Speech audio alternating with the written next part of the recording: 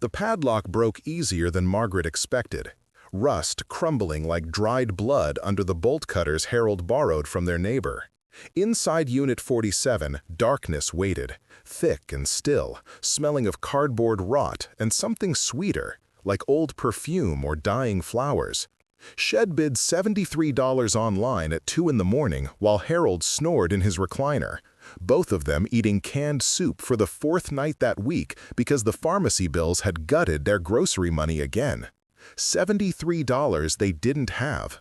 $73 that might have kept the lights on another week. But Margaret had seen the preview photo, just one blurry shot of boxes stacked floor to ceiling, and something in her chest, something that hadn't stirred in the 3 years since they'd sold their house and moved into the efficiency apartment above the laundromat, had whispered, maybe.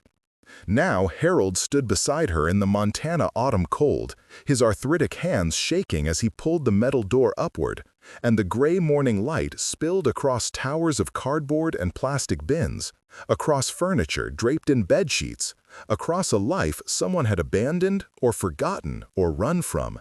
Margaret saw the corner of a gilt picture frame, saw the edge of what looked like a violin case, saw Harold's face go pale as he stepped inside and lifted a sheet from the nearest stack, revealing rows and rows of leather-bound books, their spines embossed in gold, their pages edged in silver. "Maggie," he breathed, and his voice cracked the way it hadn't since the funeral of their daughter. "Maggie, what did you buy?" Wait before you see what's inside. If this story already has your heart pounding, tell us where you're watching from. When forgotten boxes open, when second chances hide under dust and debt, subscribe and stay close. You'll never guess what's been left behind. Now, back to the lock clicking open. Margaret Winter was 71 years old, and she had learned to measure her life in what remained. 3 pills in the morning, 2 at night. $1,400 in Social Security each month, minus $900 for rent, minus $400 for Harold's insulin and her blood pressure medication, minus whatever was left for food and heat and the small dignities that kept them human. She had learned to count the eggs in the refrigerator, to water down the dish soap, to wear 2 sweaters instead of turning up the thermostat. She had learned that poverty in old age was a specific kind of violence, slow, quiet, inevitable as winter. But she had not learned to stop hoping. That was her sin, Harold said, though he said it with love. Hope was what got them into trouble. Hope was what made her bid on storage units at 2 in the morning, convinced that somewhere in America's endless appetite for accumulation and abandonment, there was a windfall waiting, a treasure, a miracle. Something that would let them stop choosing between medicine and food, between heat and light, between the small comforts that made old age bearable and the bare survival that made it merely long. She'd been bidding on storage units for 6 months, ever since she'd seen a video on Harold's grandson's phone. Some young man with perfect teeth opening abandoned lockers and finding vintage toys, rare records, things worth thousands. The grandson had laughed at her interest, but Margaret had gone home and learned the websites, the auction rules, the way you could bid without ever seeing inside, gambling on a photograph and a hunch, and the desperate mathematics of people who'd paid for storage until they couldn't anymore. Most of the units she'd won had contained garbage, stained mattresses and broken furniture, boxes of water-damaged paperbacks, the detritus of lives that had collapsed into disorder. She'd made back maybe $40 total, selling a few things at the flea market. Harold said they were throwing good money after bad, but he never stopped her. He knew, the way she knew, that what they were really buying wasn't treasure. It was the 15 minutes between winning the auction and opening the lock. It was the possibility, the maybe, the brief, bright window when their life might still change. Unit 47 was different from the moment she clicked Confirm Bid. The auction site listed it as an estate sale forfeiture, which usually meant someone had died and no one had claimed their things. The preview photo was almost insultingly vague, just boxes and shadows. But something about the handwriting on the visible box labels caught Margaret's eye. Careful, elegant script. The kind of handwriting her own mother had possessed, from an era when penmanship mattered, when words were meant to last. She'd bid $73 because that was what was left in their checking account after that month's bills. She'd won because no one else had bid at all. Now, standing in the cold October morning outside Highline Storage on the edge of Billings, watching Harold pull back sheet after sheet to reveal more books, more frames, more carefully preserved pieces of a life that had been boxed and forgotten, Margaret felt something dangerous bloom in her chest. This was real. This was treasure. "Look at these," Harold whispered, running his trembling fingers over a spine. "The collected works of Charles Dickens, 1867. Maggie, these could be first editions. These could be—" His voice broke again, and he didn't finish. They both knew what these could be, what they might be, what they needed them to be. Margaret stepped deeper into the unit, her orthopedic shoes crunching on scattered packing paper. The air was stale but not rotten, preserved rather than decayed. Someone had packed this storage unit with care, with love, with the intention, she thought, of coming back. But they never had. Behind the books, she found oil paintings, real ones, canvas and wood, not prints, their surfaces dusty but intact. Landscapes and portraits, and one stunning image of a Montana prairie at sunset, the grass painted in such detail she could almost hear it rustling. She found china wrapped in newspaper from 2019, each piece cushioned like something precious. She found a cedar chest full of quilts, hand-stitched, their colors still vibrant. She found the violin case, and when she opened it, the instrument inside gleamed like honey in the dim light, its strings intact, its bow resting in fitted velvet. "Harold," she said, "Harold, look!" He was crying. She turned to find him standing in front of a painting, not oil this time, but watercolor, smaller and more delicate than the others. It showed a young girl in a sunlit garden, maybe 7 or 8 years old, her face lifted toward painted flowers.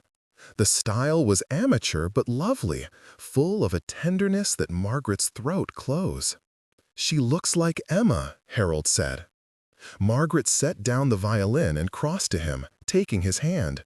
Emma, their daughter, dead 22 years from the cancer that had also taken their savings, their house, their future. Emma, who would have been 49 this November. Emma, who'd loved to paint and never got to finish growing up. "She does," Margaret agreed quietly. Harold wiped his eyes with his sleeve. Someone loved whoever lived here. Someone loved them a lot. That was when Margaret found the letters. They were in an old shoebox tucked between 2 bins of Christmas decorations at the back of the unit. The cardboard was worn soft, reinforced with packing tape at the corners, the way you'd protect something you'd opened and closed 1,000 times. Inside were envelopes, dozens of them, maybe hundreds, bundled with rubber bands that disintegrated at her touch. The handwriting on the front was the same elegant script from the box labels.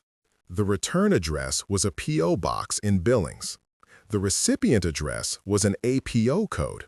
Military mail, Margaret realized. Someone's soldier. She opened the first letter carefully. "My dearest James, the lilacs bloomed today. I wanted to call you, but I know you're far from phones and closer to danger than I can bear to imagine. So I'm writing instead, the way I've written every week since you left. The house is too quiet without you. I walk through rooms and expect to find you there, at the piano, at your desk, in the garden pulling weeds because you can never sit still. But you're not there. You're half a world away, keeping people safe, being brave when I can barely be brave enough to sleep.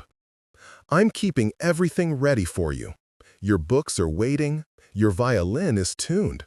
The paintings you wanted to finish are still on their easels in the studio. I haven't touched anything. I won't. Not until you come home. Come home soon, my love. Come home safe. Yours always, Catherine. Margaret's hands shook as she set the letter down and reached for another. Then another. Letter after letter, spanning what looked like months, then years. Catherine wrote about daily life, the weather, the neighbors, the garden, the way she'd taken up painting to fill the empty hours. She wrote about fear and faith and the specific loneliness of loving someone you couldn't touch. She wrote about waiting.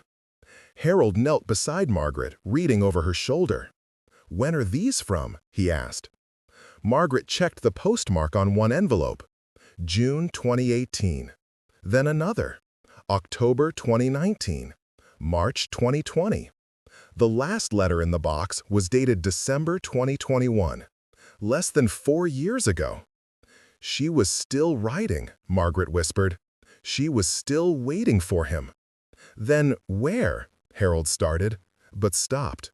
Because they both knew the question had no good answer. If James had come home, these letters wouldn't be here. If Catherine was alive and well, she wouldn't have lost this storage unit. Wouldn't have abandoned a lifetime of waiting and love and carefully preserved hope. Something had gone wrong. Something had broken.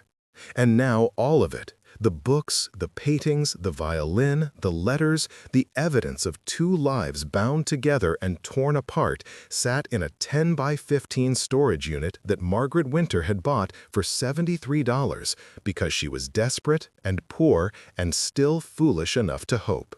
"We have to find out what happened," she said. Harold looked at her, his watery blue eyes sharp with the same stubborn determination that had kept them married for 51 years. "We don't even know who they are." "Then we figure it out." Margaret gathered the letters carefully, cradling them like they were made of something more fragile than paper. Someone loved this. Someone kept it. And someone— Her voice caught. Someone deserves to know it's not lost forever. Harold nodded slowly. Then he looked around the unit, at the staggering volume of belongings they'd just inherited, and let out a long breath. "Maggie, even if we wanted to sell all this, even if it's worth what I think it might be worth, how are we going to get it out of here? The truck rental alone." "One step at a time," Margaret said, which was what she always said when the impossibility of their life threatened to crush them. "First, we find out who Catherine and James were. Then we figure out the rest." They spent the rest of that morning cataloging what they'd found, using Harold's old phone to take pictures, writing lists in Margaret's careful handwriting. The books alone numbered over 300, many of them leather-bound classics and first editions that made Harold's hands shake when he looked up their potential value online. Hundreds of dollars each, maybe, thousands for some. The paintings were harder to evaluate, most were unsigned, but the craftsmanship was evident, even to Margaret's untrained eye. The violin, Harold said, was a professional instrument, possibly worth several thousand on its own. The china, the quilts, the furniture, each piece added to a sum that felt impossible, dangerous, too good to be true. But it was the letters Margaret kept returning to. She sat on an overturned crate and read while Harold inventoried, her heart breaking and mending with each page. Catherine wrote like someone who knew her words were all she had. She described James in pieces, his smile, his impatience, the way he played violin like he was trying to exorcise something beautiful and sad. She wrote about the years before he enlisted, when they'd been teachers together at the same high school, living in a small house on the north side of Billings, saving money for a future that kept receding. She wrote about how he joined the army at 43, too old for combat, but not too old to serve, because he believed in service the way some people believed in God. She wrote about how waiting had become its own kind of faith. The last letter was different from the others, shorter, the handwriting less steady. "My dearest James, the house is gone. I couldn't keep it. I tried, but the medical bills and the mortgage and everything else, I tried. I've moved into a smaller place, and I've put your things in storage. All of them. Everything you love.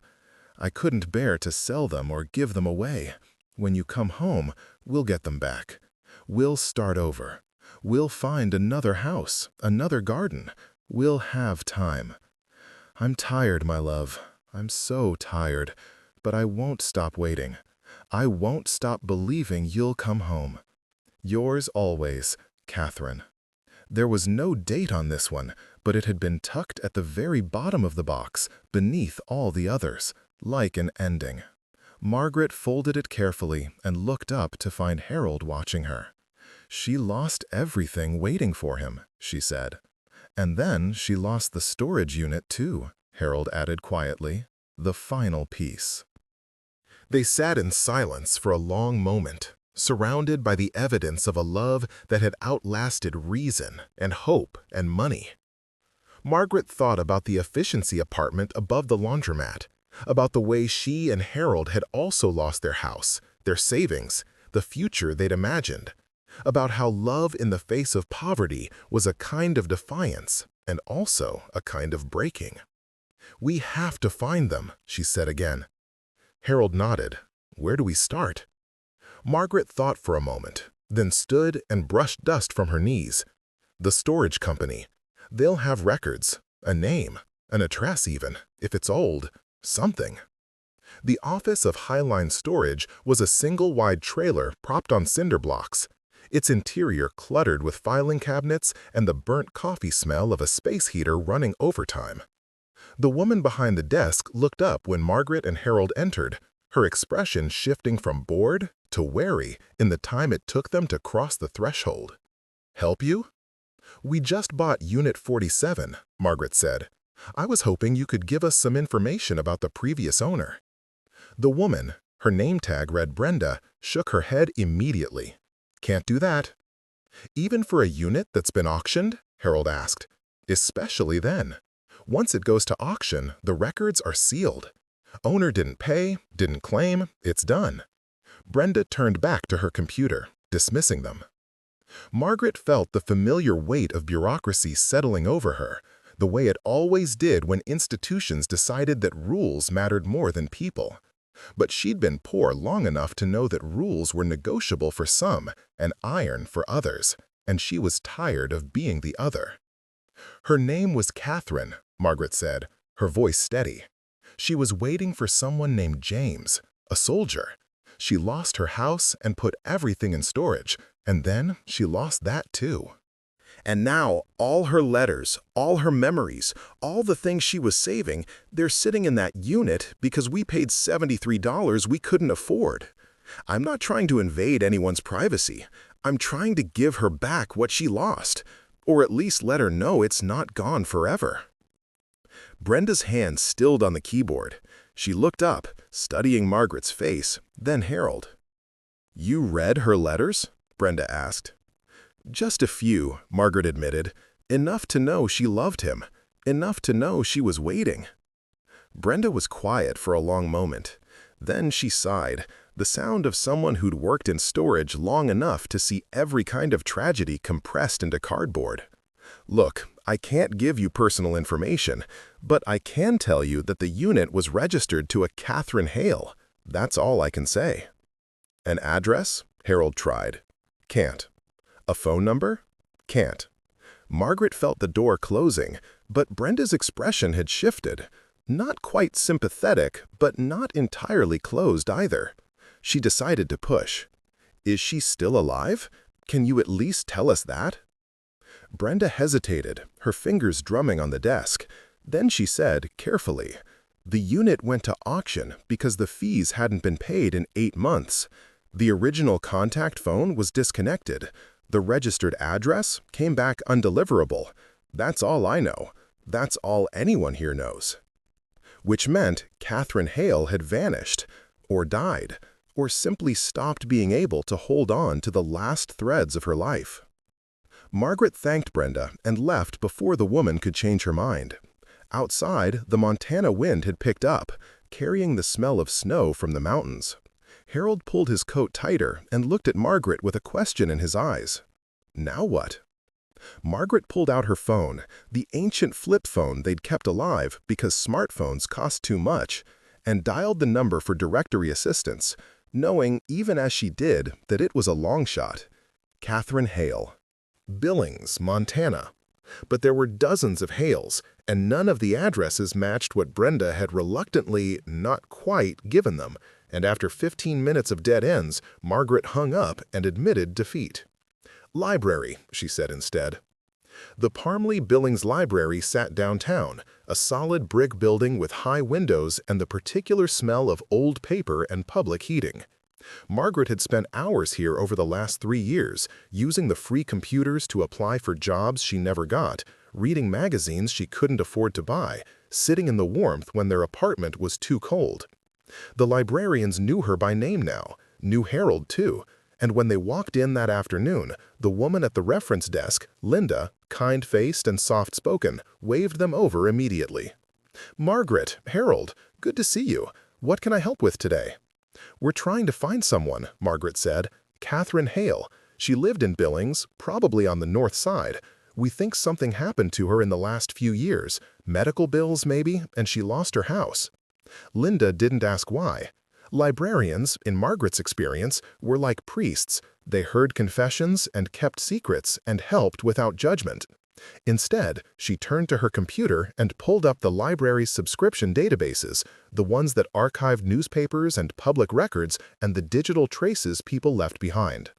"Let me see what I can find." It took 20 minutes, but Linda was thorough. She pulled up property records showing a Catherine M. Hale who'd owned a house on North 24th Street until it went into foreclosure in late 2021. She found an obituary, but it was for a Catherine Hale in Missoula, the wrong person. She searched marriage records, court filings, anything that might give them a thread to follow. Finally, she found a hospital record, just a mention really, in a local news article about a fundraiser for cancer patients. Catherine Hale, 64, of Billings, currently receiving treatment at St. Vincent Healthcare. The article was dated March 2022. "That's her," Margaret breathed. "That has to be her." "It's 2.5 years old," Linda warned. "If she was sick then." "I know," Margaret said, but she also knew that sometimes people survived. Sometimes miracles happened. Sometimes you gotta come back from the edge. "Can you print this?" Linda printed the article and circled Catherine's name. Then she pulled up the St. Vincent Healthcare website and wrote down the number for patient information. "You can try calling," she said gently, "but they probably won't tell you much." Margaret thanked her and left the library with Harold at her side, the printed article folded in her coat pocket like a talisman. Outside, the afternoon was fading into the early dark of autumn, the streetlights flickering on one by one. They walked to the bus stop in silence, both of them too tired and too hopeful to speak. That evening, back in the efficiency apartment with its water-stained ceiling and the constant rumble of industrial dryers below, Margaret made the call. St. Vincent Healthcare's patient information line was a maze of automated menus and hold music, but she persisted, pressing buttons until she finally reached a human voice, a woman who sounded young and overworked and deeply uninterested in Margaret's request. "I'm trying to find out if a former patient is still there," Margaret said. "Her name is Catherine Hale. She was receiving cancer treatment a couple years ago." "I can't release patient information," the woman said automatically. "I'm not asking for information. I'm asking if you can pass along a message. I have something that belongs to her, something important." A pause. Then, "I can transfer you to social services. They might be able to help." Margaret was transferred twice more, each time explaining her request before she finally reached someone who listened. A social worker named David, whose voice carried the exhaustion of someone who spent his days navigating systems designed to obstruct rather than help. "Catherine Hale," he repeated, and she could hear him typing. "Can you tell me why you're looking for her?" Margaret explained about the storage unit, the letters, the belongings Catherine had saved and lost. She didn't mention the potential value, didn't say anything about money or treasure. She just talked about the love she'd found in those letters, about how someone had waited and lost everything waiting, and how it seemed wrong to let that story end in an auction. David was quiet for a long time. Then he said, carefully, "Catherine Hale was discharged from our facility 8 months ago. I can't tell you anything else, but," he hesitated, "there's a group home on Grand Avenue, Harmony Heights. They specialize in long-term care for patients transitioning out of hospital treatment. I can't confirm anything, but if I were looking for someone, that's where I might start." It wasn't a confirmation. It wasn't even a hint, really, but it was something. Margaret thanked him, hung up, and looked at Harold. Harmony Heights, Grand Avenue. Harold pulled up the address on his phone. "Visiting hours end at 7. We've got 45 minutes. They took the bus across town, arriving at Harmony Heights just as the sun set behind the rimrocks. The building was small and tidy, a converted house with a wheelchair ramp and gardens gone dormant for winter. Inside, the air smelled like institutional food and cleaning products, and the particular sadness of people living in spaces that weren't quite home. The woman at the front desk looked up, smiling automatically. "Can I help you?" "We're looking for Catherine Hale," Margaret said. "We're not family, but we have something that belongs to her." "Is she here?" The woman's smile faltered. She glanced at a schedule on her desk, then back up. "Catherine doesn't get many visitors. May I ask what this is regarding?" "We bought her storage unit," Harold said quietly. "We found letters, personal things. We wanted to return them." The woman studied them for a long moment, her expression softening. Then she stood. "Follow me." They walked down a narrow hallway lined with numbered doors, each one slightly ajar, revealing glimpses of small rooms with single beds and borrowed furniture. The woman stopped at door 7 and knocked gently. "Catherine, you have visitors." A voice from inside, thin and uncertain. "I don't know anyone."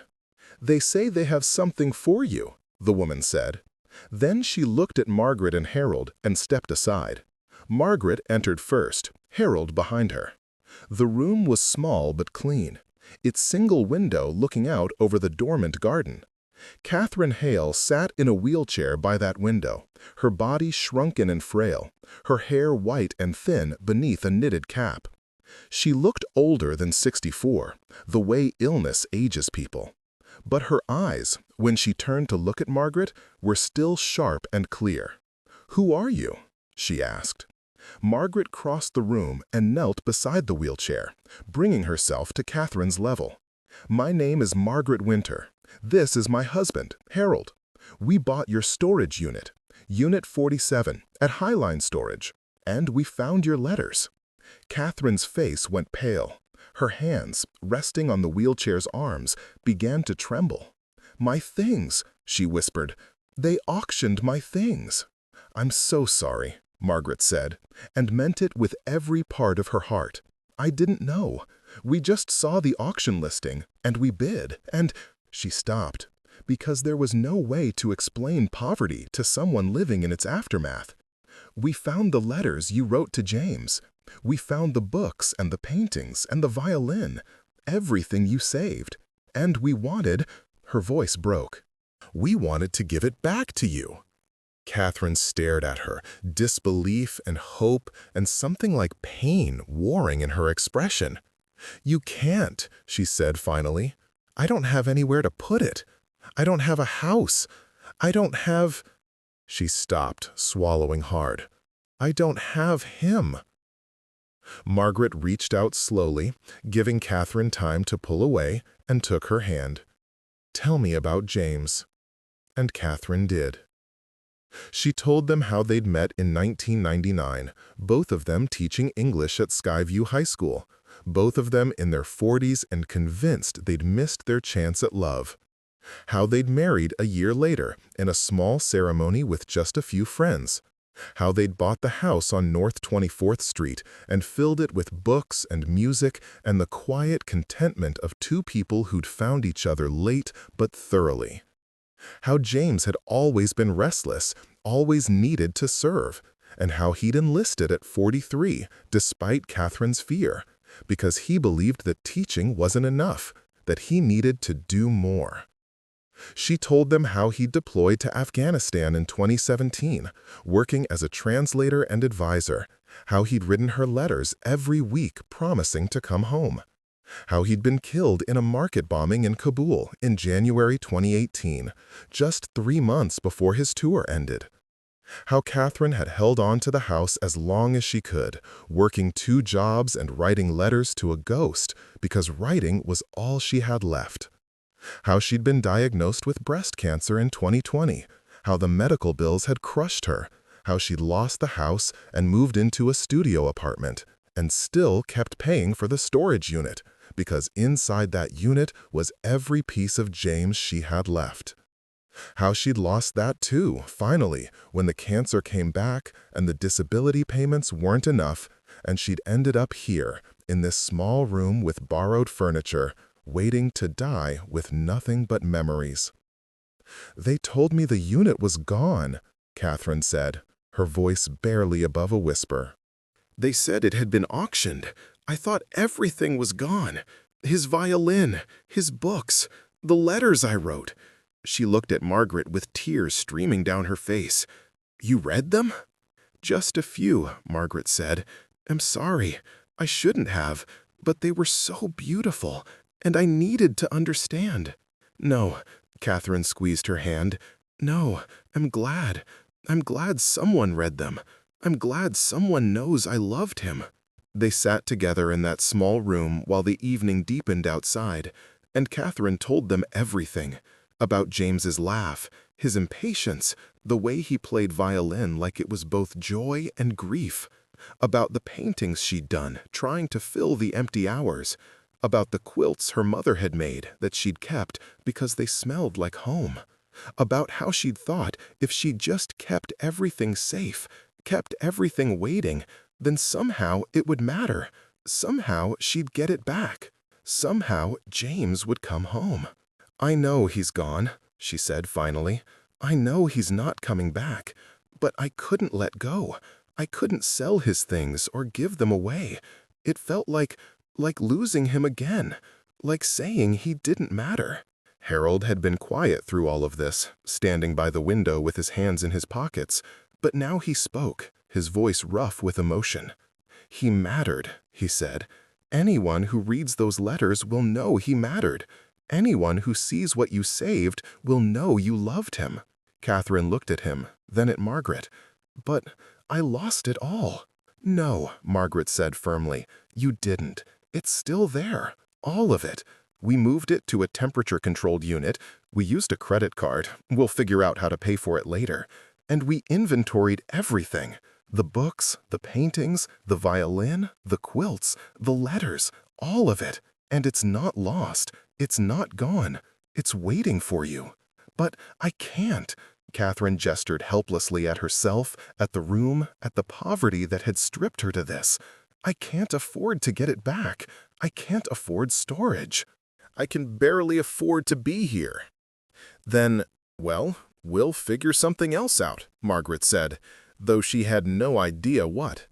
"Maybe we can sell some of it, with your permission, and use the money to help you. Or maybe we find a way to preserve it, to make sure it's safe. I don't know yet, but I know this. Your story doesn't end with an auction. It doesn't end with everything you loved disappearing into nothing. We won't let it." Catherine wept then, her thin shoulders shaking, and Margaret held her hand and let her cry. Harold cried too, and Margaret felt her own tears on her face, the 3 of them bound together by the strange intimacy of grief and loss and the stubborn refusal to let go. When Catherine finally spoke again, her voice was steadier. "Why?" she asked. "Why would you do this? You don't know me. You bought the unit fair and square. You could sell everything and—" "Because we're you," Margaret said simply. "Because we lost our daughter. Because we lost our house and our savings, and we know what it's like to drown. Because we've spent 3 years in an efficiency apartment above a laundromat, trying to stay warm and fed and human. Because I bid on that storage unit at 2 in the morning, hoping for a miracle. And what I found—" She stopped, her throat closing. "What I found was someone who loved as much as I do, who lost as much as I did, and I can't just walk away from that." Catherine stared at her for a long moment. Then she said, "You kept the letters." "Every one," Harold confirmed. "In the box. They were in. Safe." "Then that's enough," Catherine said quietly. "That's more than enough. Whatever else you do with the rest, sell it, keep it, I don't care. But the letters," her voice broke, "the letters are his. They're ours, and I want them to matter." "They do," Margaret promised. "They will." They stayed until visiting hours ended, until the woman from the front desk knocked gently and told them it was time to go. Catherine gave them permission, written permission, signed on a piece of notebook paper, to handle the sale of her belongings as they saw fit, asking only that the letters and one photograph of James be returned to her. Margaret promised they would, and when they left, Catherine was still sitting by the window, her face turned toward the dark garden, her expression something between peace and sorrow. Outside, the November night was cold and clear, the stars bright above the city lights. Harold took Margaret's hand as they walked to the bus stop. "We can't afford this," he said, not unkindly. "The storage fees, the time, any of it." "I know." "We'll probably lose money." "I know." "We might not be able to sell anything. We might end up right back where we started." "I know." Harold squeezed her hand. "Good. Just wanted to make sure we're on the same page." Margaret laughed despite herself, the sound breaking into the cold air like light. "We're always on the same page. That's our problem." They took the bus home and spent that night on their narrow bed, planning. Harold's grandson knew someone who ran an antique store. Margaret's friend from the library knew someone who appraised musical instruments. They'd take photographs, get valuations, sell what they could online and through consignment. It would take time, weeks, maybe months, but they'd do it carefully, respectfully, making sure Catherine's treasures went to people who'd value them. And they'd keep the letters. Those were sacred. The next 3 weeks were a blur of effort and exhaustion. Margaret and Harold spent every free hour cataloging, photographing, and researching. The books alone took days. Harold meticulously looked up each title, edition, and condition, discovering that Catherine's collection included several genuine first editions worth hundreds apiece. A leather-bound set of Dickens from 1867 appraised at $2,000. A signed copy of To Kill a Mockingbird from 1960 was worth nearly $4,000. The violin was a 1920s German workshop instrument worth $3,000 to the right buyer. The paintings were harder. Most were amateur work, Catherine's own attempts. But 2 landscapes signed by a regional artist from the 1950s appraised at $800 each. The quilts, the china, the furniture, each piece added up. By the end of the 3rd week, Harold's careful spreadsheet showed a potential total of $37,000. $37,000 from a $73 bid. It was more money than Margaret and Harold had seen in 5 years. More than enough to pay off their debts, to move into a better apartment, to stop choosing between medicine and food. It was the miracle Margaret had been hoping for, the windfall that would change everything. But every time she thought about keeping it, she remembered Catherine's face. She remembered the letters, the love, the waiting. She remembered that this treasure wasn't hers. It was someone else's life, boxed and abandoned and found. "We give it to her," she said to Harold one night. He looked up from the spreadsheet, his reading glasses perched on his nose. "All of it?" "Most of it. Enough to help her, enough to matter." Margaret took his hand. "We keep enough to cover our costs, the storage, the credit card bill, maybe a little for our time. But the rest goes to Catherine. It's hers." Harold was quiet for a long time. Then he smiled, the expression tired and sad and full of love. "You know we're idiots, right? I know. We could really use that money. I know. But we're doing it anyway. We're doing it anyway. They spent the next month executing the plan. Harold's grandson helped them set up online listings.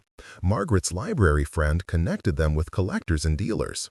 They sold the Dickens set to a rare book dealer in Bozeman for $1,800. The signed Mockingbird went to a collector in Seattle for $3,500. The violin sold to a high school music teacher in Great Falls who promised to play it in concerts and honor its history. The paintings, the china, the quilts, piece by piece, they found buyers who appreciated what they were getting, who understood that these weren't just objects, but fragments of a life lived fully and lost hard. By mid-December, they'd raised $32,000. Margaret kept meticulous records, photographing every sale, documenting every transaction. She deducted their initial $73 bid, the storage fees, the credit card interest, and $200 for their time, enough to buy groceries for a month, no more. The remaining $31,400 belonged to Catherine Hale. They visited her 3 times during that month, bringing updates and photographs, showing her where each piece had gone. Catherine cried every time, but they were different tears now. Not the hollow grief of loss, but something more complicated. Gratitude and sorrow and disbelief mixing together. "You didn't have to do this," she kept saying. "Yes, we did," Margaret always replied. On December 20th, a week before Christmas, they arrived at Harmony Heights with a cashier's check, a leather folder containing all the photographs and sale records, and a shoebox. Inside the shoebox were Catherine's letters, every single one, arranged chronologically, and the photograph she'd requested.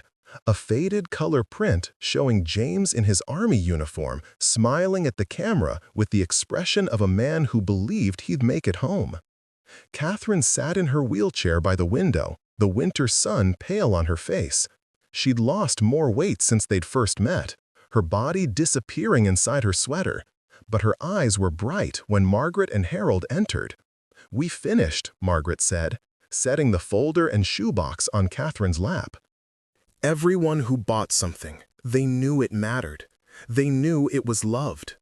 Catherine opened the folder with trembling hands, paging through the photographs and receipts.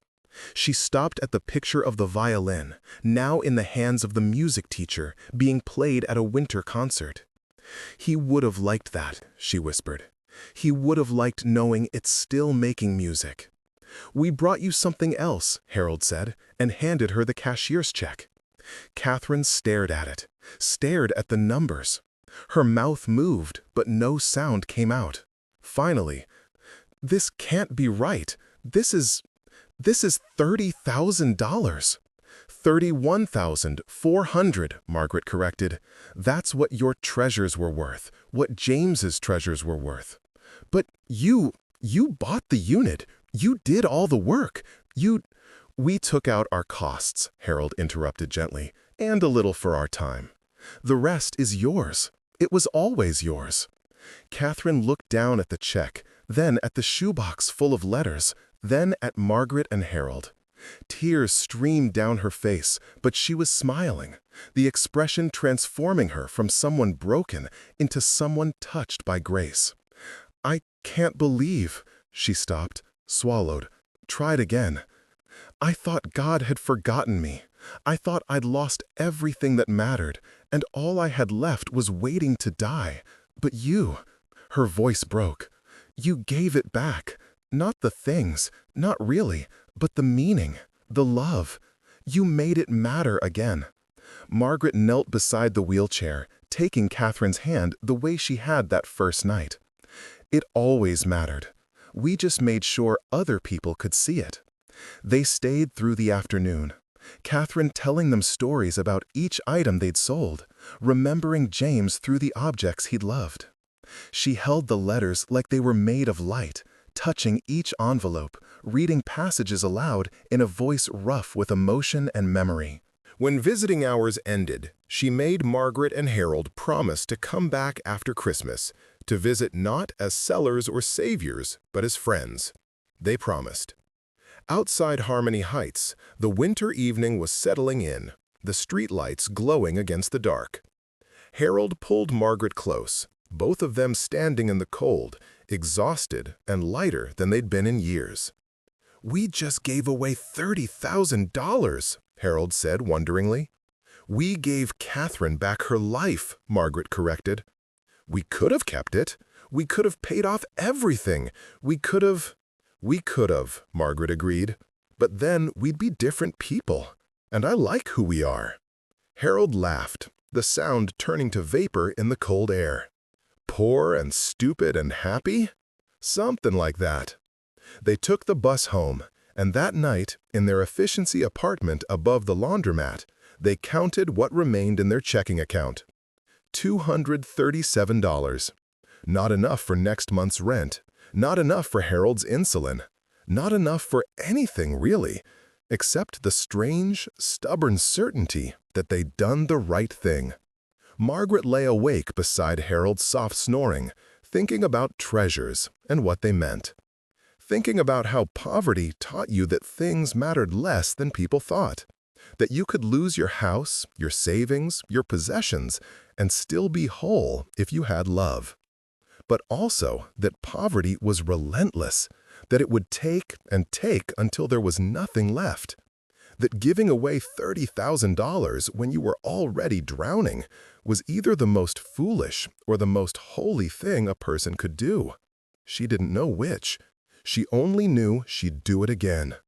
Christmas came and went, marked by a shared can of soup and a phone call from Harold's grandson, who'd heard about what they'd done and called them crazy and wonderful in the same breath. The new year arrived with snow and bitter cold, the kind that made their apartment's poor heating a physical ache. Margaret got a rejection letter from another job application. Harold's doctor adjusted his medication because the cheaper version was making him sick. They were exactly where they'd been in September. Poor, old, struggling, choosing. Except they weren't exactly where they'd been. On January 15th, Margaret's phone rang, the old flip phone that barely worked. She answered expecting a scam call, and instead heard Catherine's voice, stronger than it had been in their last visit. "Margaret, it's Catherine. I need to tell you something. Is everything okay?"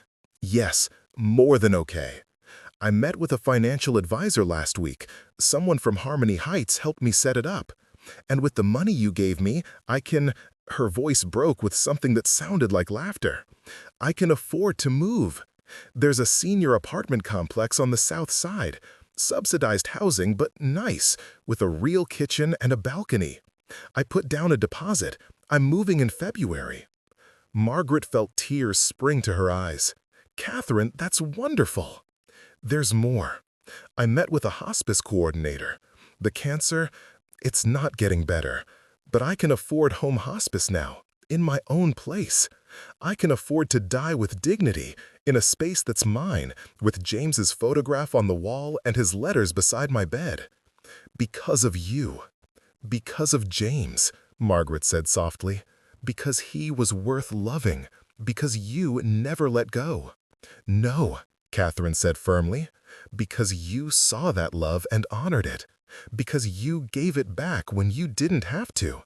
Because you—" She stopped, gathering herself. "There's something else. I need to give you something. Not money, exactly, but something. Catherine, you don't owe us anything. I know, but I want to do this. Please, let me do this." They arranged to meet at Harmony Heights the next day. When Margaret and Harold arrived, Catherine was in the common room, a packet of papers spread on the table in front of her. She looked exhausted, but determined, her wheelchair pulled up close, her hands folded over the documents. "Sit," she said, gesturing to the chairs across from her. They sat. Catherine pushed one of the papers toward them. It was a handwritten letter, her elegant script still beautiful despite the shakiness of age and illness. "To whom it may concern. My name is Catherine Marie Hale. I am writing this letter to document an act of extraordinary kindness and to ensure it is remembered. In September 2024, I lost the last physical remnants of my life with my husband, James, to a storage unit auction. I had nothing left, no home, no money, no hope. I was waiting to die. Margaret and Harold Winter bought that storage unit. They could have kept everything, sold it for their own benefit, and no one would have blamed them. They are struggling themselves, living in poverty, choosing between medicine and food. Instead, they found me. They returned my husband's memory to me. They sold his treasures carefully, respectfully, and gave me the money, $31,000 that has changed the end of my life from despair to dignity. I want this documented. I want people to know what they did, and I want them to have something in return. Catherine looked up, tears in her eyes. I called a lawyer, used some of the money to pay for an hour of time, and I wrote a will. Catherine, Margaret started, but Catherine held up her hand. Let me finish. I'm 70 years old and dying. I have no children, no family, no one, but the nurses here and you two. When I die, and it won't be long, maybe 6 months, maybe less, everything I have goes to you. The apartment will be rented in my name until the lease ends, but everything in it, everything left of the money, it's yours. I've made it legal, documented, witnessed. We can't, Harold said, his voice rough. Catherine, we didn't do this for... I know you didn't. That's exactly why I'm doing it. Because you're the kind of people who give away $30,000 when you need it desperately. Because you chose love over survival. Because... Her voice cracked. Because you're the only family I have left, and I want to take care of you the way you took care of me. Margaret couldn't speak. She reached across the table and took Catherine's hand, holding it while she cried, while they all cried, while the winter light faded outside and the moment stretched into something both beautiful and unbearably sad. Promise me something, Catherine said finally. Promise you'll use it, whatever's left. Promise you'll stop choosing between medicine and food. Promise you'll be warm. Promise you'll live. We promise, Margaret whispered. They visited Catherine every week through January and into February, helping her move into her new apartment, bringing small things to make it home, a plant, a blanket, cheap prints from the thrift store to cover the blank walls until James's photograph could be properly framed. Catherine grew weaker, the cancer spreading, despite the comfort of having her own space, but she was peaceful in a way Margaret recognized, the peace of someone who'd let go, who'd said goodbye, who'd made it matter. On a Thursday in late February, the hospice nurse called. Catherine had slipped into unconsciousness. It would be soon. Margaret and Harold took the bus across town, through a late winter snow, arriving at the apartment complex as the afternoon dimmed. Catherine's apartment was on the second floor, its balcony overlooking a small courtyard where leafless trees waited for spring. Inside, she lay in a hospital bed brought in by hospice, her breathing shallow and irregular, her body barely visible under the blankets. The letters were there, in their shoebox on the bedside table. James's photograph hung on the wall where she could see it, his smile watching over her. The violin, they'd kept that back from the sale, Margaret suddenly remembered, paying to have it repaired and returned, sat in its case in the corner, a final piece of James in the room where Catherine would leave the world. Margaret sat beside the bed and took Catherine's hand, still warm but limp. Harold stood by the window, looking out at the snow. "We're here," Margaret said softly, though she didn't know if Catherine could hear. "You're not alone. James is waiting, and everything you loved, everything you saved, it mattered. It all mattered." Catherine died 3 hours later as the winter night settled over Billings and the snow continued to fall. She went peacefully, the hospice nurse said, without pain, with love around her. And she left everything to the 2 strangers who'd given her back her treasures.